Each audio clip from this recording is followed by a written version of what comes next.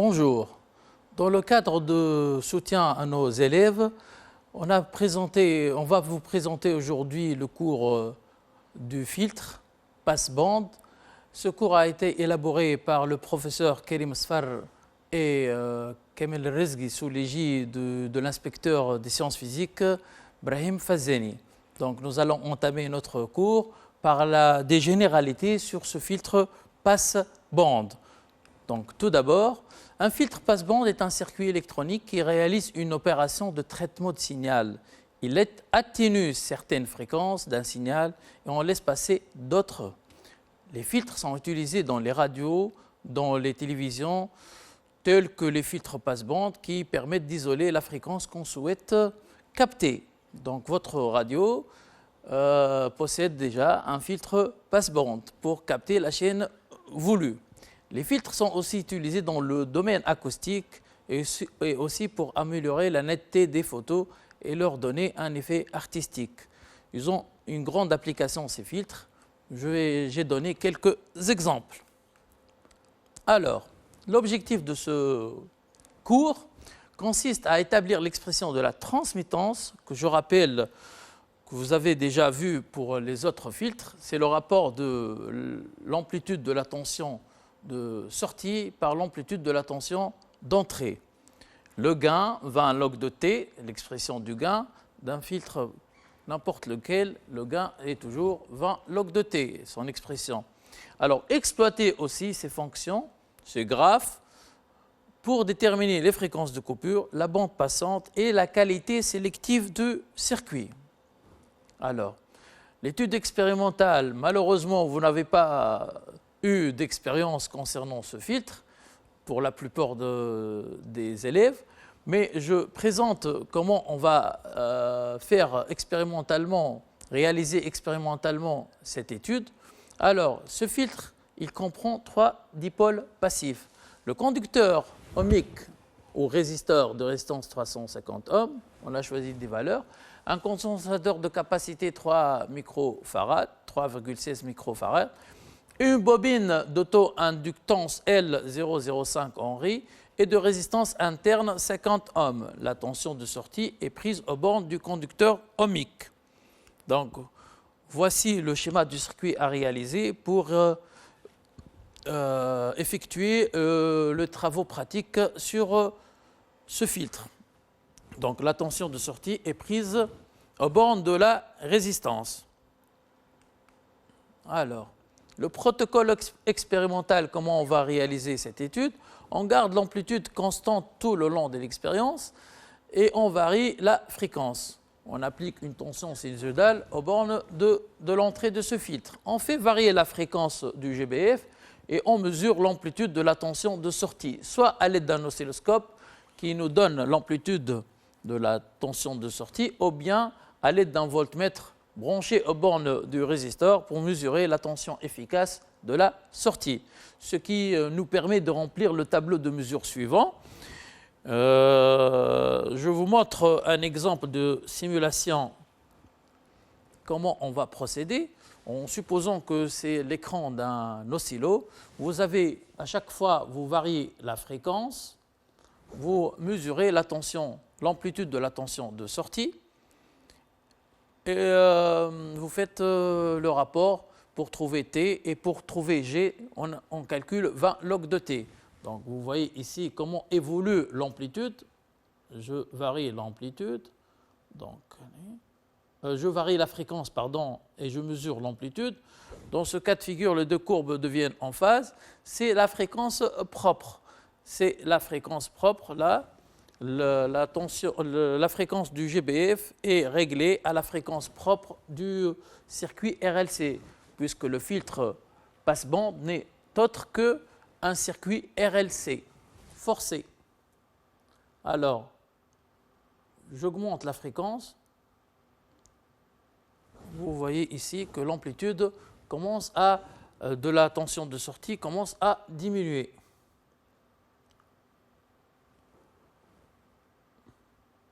Donc, alors, la tension de sortie passe par un maximum, puis elle diminue. Là, je reviens pour les petites fréquences.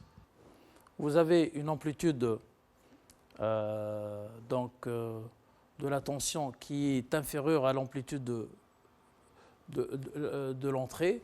On augmente la fréquence, je remarque que l'amplitude de la tension de sortie augmente, et pour les grandes fréquences, elle diminue de nouveau.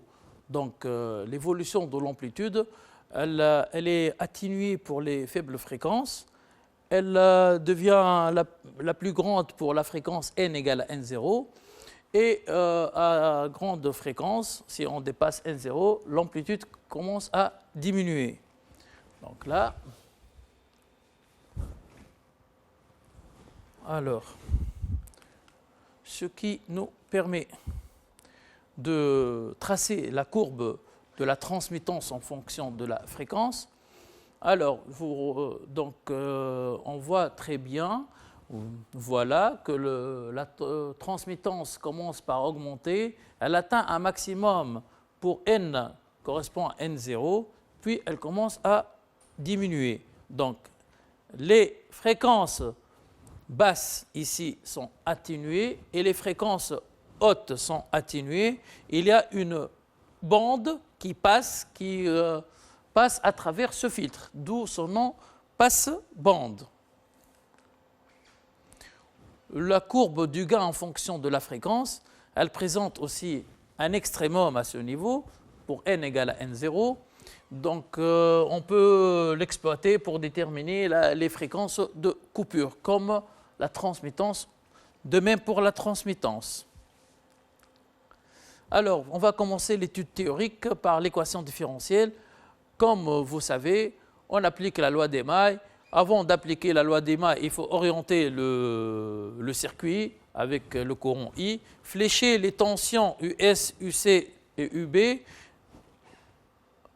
choisir un sens de la maille et appliquer la loi d'Émaille, qui dit la somme des tensions dans une maille est nulle. Alors, donc, d'après la loi d'Émaille, on a US plus UC plus U bobine moins E égale à 0. On ramène UE dans l'autre terme. Alors, on obtient US plus UC plus U bobine égale à UE. Sachant que US égale à UR, puisque la tension de sortie aux bandes du résistor, du coup, US est égal à UR. UR, d'après la loi d'Ohm, égale à R fois I égale à US sur R. Et puisque I égale à dérivée de Q, alors Q, la réciproque, Q est égal à la primitive de I. I va être remplacé par US sur R dans ce terme. R est une constante, on peut la faire sortir de la primitive. Par conséquent, on obtient pardon. Alors, sachant que UC égale à Q sur C, c'est une expression vue d'ailleurs depuis la leçon du condensateur au début de l'année. Donc, je remplace Q par son expression 1 sur R primitive de US et on obtient UC égale à 1 sur RC primitive de US. Pour U bobine, on va choisir une bobine réelle. R fois I, d'après la loi d'Ohm aux bornes de la bobine, RI plus L dérivée de I, on remplace I par US sur R. On obtient cette expression. On remplace dans cette expression I par US sur R. Et on obtient R sur grand R US plus L sur R dérivée de US par rapport au temps. En remplaçant chaque tension dans son expression, dans la loi d'Émaille, on obtient l'équation différentielle que vérifie la tension de sortie US. Donc, chaque terme de cette équation, on va lui associer un vecteur de Fresnel et cette équation va être remplacée par une somme vectorielle. On va obtenir une construction de Fresnel. Donc, on peut développer... Pardon. Alors, on peut développer davantage l'équation différentielle en mettant en facteur I, donc en notant R0, c'est la somme des R. R0, c'est la somme de la résistance du conducteur ohmique et la résistance de la bobine. On obtient donc l'équation suivante. En multipliant, pour l'aménager davantage, en multipliant le tout par R sur R0, on obtient finalement cette équation. Donc vous pouvez associer à chaque terme de cette équation un vecteur de Fresnel dont l'amplitude représente la longueur du vecteur et l'angle sa phase initiale. Donc cette équation qui était une égalité va être remplacée par une somme vectorielle.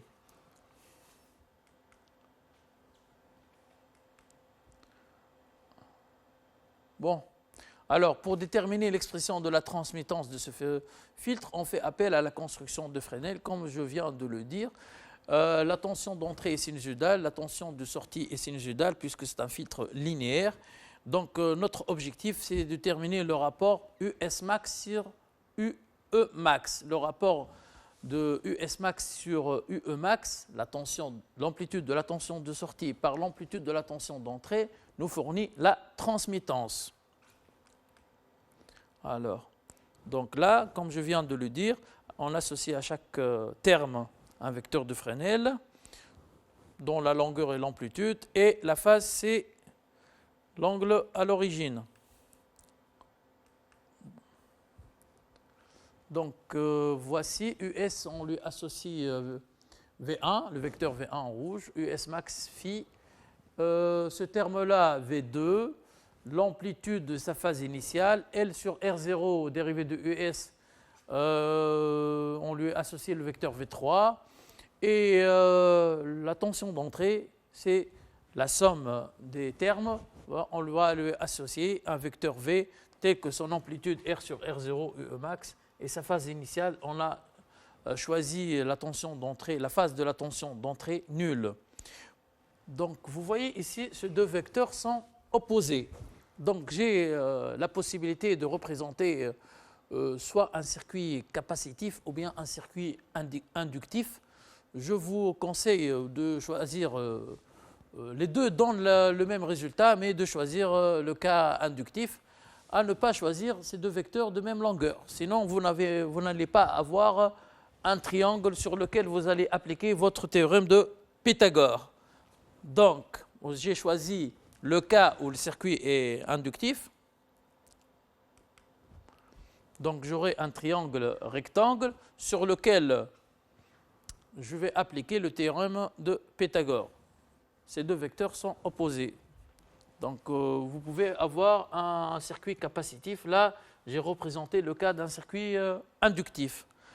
Je n'ai pas représenté delta phi parce que là, delta phi n'a pas un grand effet puisque le déphasage peut être négatif ou bien positif selon le cas du circuit, la nature du circuit.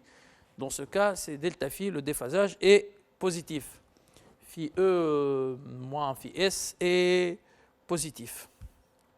Alors, en appliquant Pythagore, on obtient US max au carré, facteur de 1 plus L oméga ou bien L de pi n sur R0 moins 1 sur C oméga R0 ou bien 1 sur 2 pi n R0C égale à R sur R0 au carré UE max au carré. Donc il suffit d'appliquer Pythagore et de mettre en facteur US max au carré.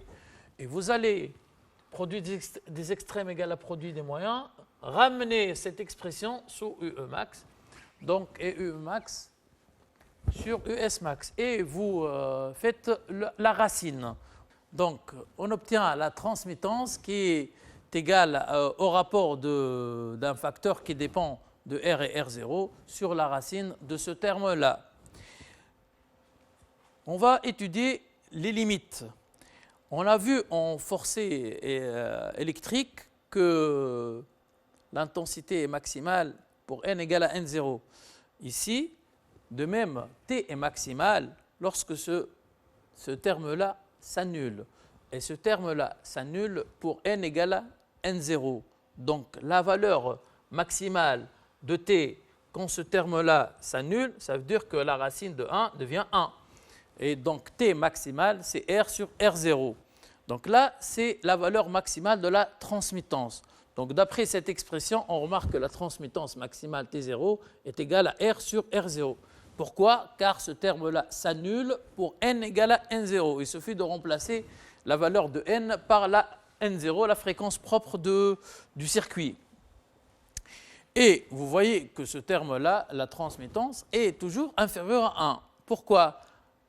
Car ce terme-là, racine de 1 plus ce terme-là, est supérieur à 1. Donc le rapport est toujours inférieur à 1.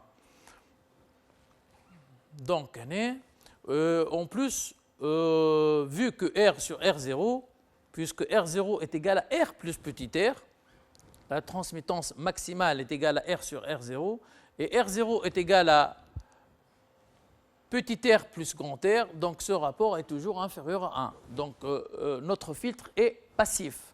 Il ne peut pas être actif puisqu'il est formé d'éléments passifs tels que condensateur, bobine et résisteur. Donc je rappelle que la tension, la transmittance maximale est obtenue lorsqu'on règle, voilà, on calibre la fréquence à la fréquence propre N0, 1 sur 2pi racine de LC.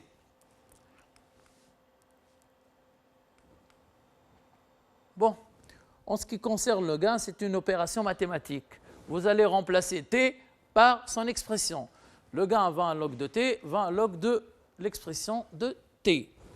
Alors, on va les décomposer. Log de A fois 1 sur B.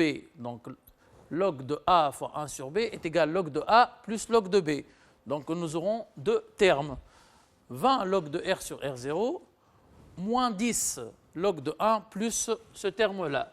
Le 10, il provient de la racine carrée. La racine carrée de x, c'est x puissance 1 demi. Donc, et log de x puissance 1 demi devient 1 demi log de x. Donc, c'est pour cela qu'on obtient moins 10. Donc, le gain maximum est obtenu lorsque cette expression est égale à 0, car le minimum de carré, c'est un 0. Il est obtenu pour n égale à n0, donc log de 1 égale à 0, d'où le gain maximal est obtenu pour une valeur de 20 log de R sur R0.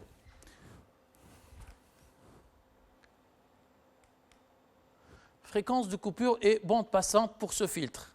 Donc on a dit que le filtre est passant à condition que T supérieur ou égal à T0 sur 2, ou bien si vous allez travailler avec le gain, G supérieur ou égal à G0 moins 3 décibels. Donc lorsque N égale à NC, pour la fréquence de coupure, on aura égalité T égale à T0 sur racine de 2, ou bien G égale à G0 moins 3 décibels. À partir de l'expression de T ou de G, on obtient les résultats suivants.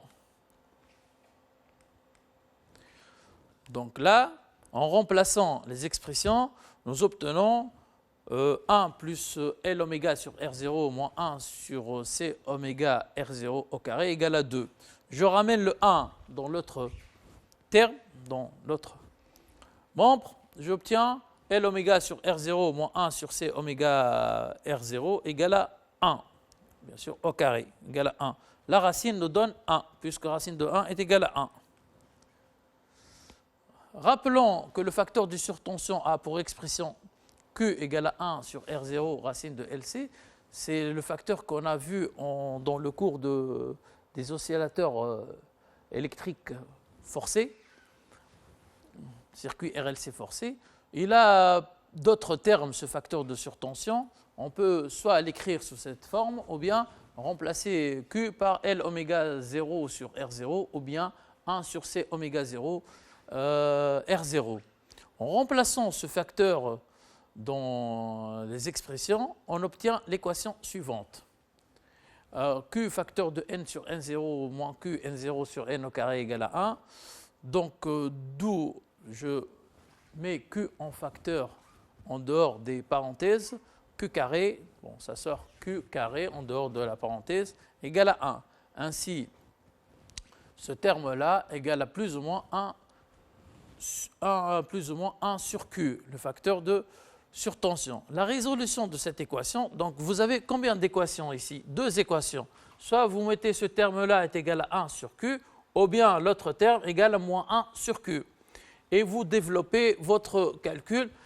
Vous obtenez des équations second degré dont les solutions sont, bien sûr, vous retenez uniquement les valeurs positives puisque les fréquences sont des valeurs positives. On n'a pas de fréquences négatives. Nous obtenons cette expression et l'autre expression. De chaque équation, on va tirer une expression de fréquence qu'on va retenir uniquement les valeurs positives.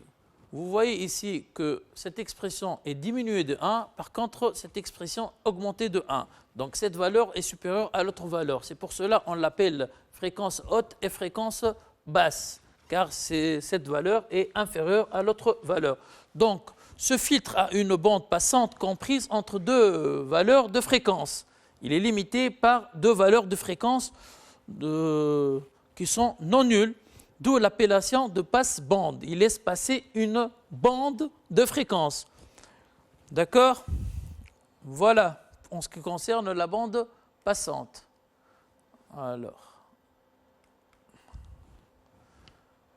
Alors, pour un filtre, c'est primordial de parler de qualité. La qualité du filtre, ce qui le distingue d'un autre filtre de moindre qualité. C'est quoi la qualité? Ça consiste, pourquoi? C'est d'avoir un filtre sélectif, c'est-à-dire il laisse passer une bande très fine. Donc plus le facteur de surtension, qu'on appelle aussi facteur de qualité, est grand, plus le filtre est sélectif. Donc là, on va s'attaquer au facteur de qualité d'un filtre et la notion de filtre sélectif. Sélectif, c'est-à-dire il sélectionne uniquement une bande bien déterminée. On a Q égale à N0 sur delta N, c'est l'autre expression du facteur de qualité, où delta N est l'écart entre la fréquence haute et basse, donc c'est la valeur de la bande passante, voilà, la largeur ou bien la largeur de la bande passante. Donc si Q est très grand par rapport à 1, le filtre est sélectif, c'est-à-dire N0 très grande par rapport à la bande passante. Donc, on va exploiter les courbes qu'on a tracées tout à l'heure pour déterminer les fréquences de coupure et soit à partir de la fonction de transmittance T ou bien à partir du gain. Donc, tout à l'heure, on a vu que la transmittance maximale est de l'ordre de 0,875. Divisé par la racine de 2, on trouve cette valeur, 0,618. On détermine alors les abscisses correspondantes à cette valeur, ce qui nous donne sur le graphe. Donc là, c'est une exploitation graphique. Souvent, on vous donne des graphes à exploiter dans les examens ou bien dans les sujets. Et donc, vous allez laisser une trace pour déterminer ces fréquences. Donc, vous allez déterminer T0. Graphiquement, c'est simple. Vous divisez par racine de 2, vous trouvez une valeur.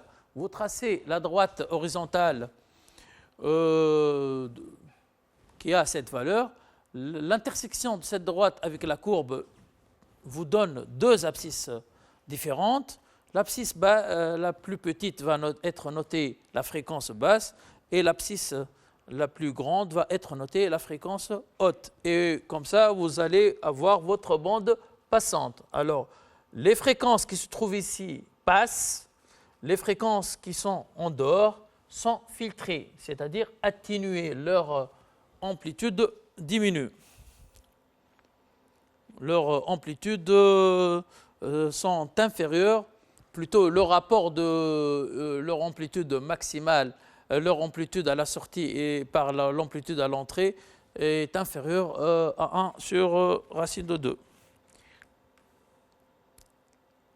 Alors, à partir de la courbe du gain, vous avez le gain maximal possède cette valeur qui est égale à moins 1,16. Vous cherchez le gain à moins 3 décibels, moins 4,15 dB. Vous tracez la droite correspondante à cette valeur, gain maximal moins 3 décibels.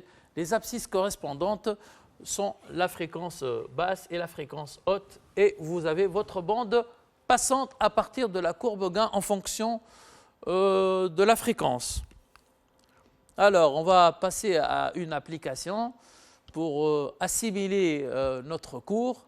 À l'entrée d'un filtre passif formé par un condensateur de capacité C, 1 microfarad, une bobine supposée idéale d'inductance L et de résistance R, on applique une tension sinusoïdale de fréquence N variable donnée par l'expression suivante, UE de T égale à 2 sinus de pi nt, donc la phase initiale de la tension d'entrée est nulle.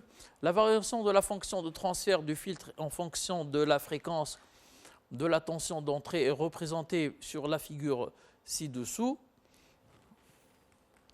Donc vous avez la fonction de transfert donc, qui présente un maximum pour la valeur de 0,84 en fonction donc, de la fréquence. Nous allons déterminer les fréquences de coupure haute et basse. Tout d'abord, déterminer la valeur de T0 de la fonction de transfert. Donc, c'est une lecture directe sur le graphe. T0 égale à 0,84. Le filtrage est-il accompagné d'une amplification ou bien d'une atténuation? Il suffit de dire que, je reviens à notre graphe, que T0, la transmittance maximale, n'a pas dépassé 1, elle est inférieure à 1, donc le filtre n'amplifie pas, il atténue. Donc atténuation T0 est inférieure à 1. Déterminer la fréquence propre correspondante, on a dit que le pic ou bien l'extrémement de la transmittance correspond à la fréquence propre, donc c'est la fréquence propre 8 10 puissance 2 Hz, donc c'est 800 Hz. Donc c'est comme la courbe de résonance d'intensité obtenue lors de l'étude des oscillateurs électriques forcés. Alors, 8 10 puissance 2 Hz, déduire la valeur de L, puisque vous connaissez l'expression de N0, vous exploitez cette expression pour déterminer la valeur de L, puisqu'on connaît la valeur de C. Déterminer les fréquences de coupure du filtre étudié. Donc, qu'est-ce qu'on va faire?